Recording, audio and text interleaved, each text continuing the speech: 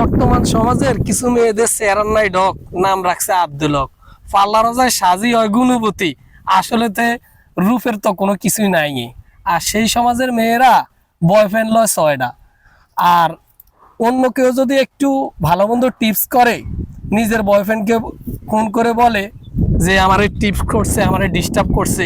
আর ওই সমস্ত বয়ফ্রেন্ডরা যে বোকা, তাই ওই মেয়ের কথা বিশ্বাস করে অন্য একটা ছেলেকে খুন করে নিজের লাইফটাকে সাদা করে সারা পৃথিবীকে বুঝিয়ে দিয়েছে বর্তমান সমাজে প্রকৃত ভালোবাসার কোনো দাম নাই।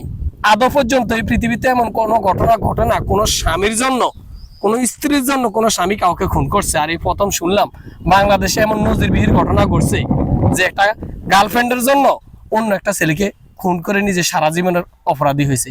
আশা করি এই সমস্ত কোনো ভুল আপনারা করবেন না, এই সমস্ত ভুল থেকে নিজেকে সম্পূর্ণ বিরত রাখবেন।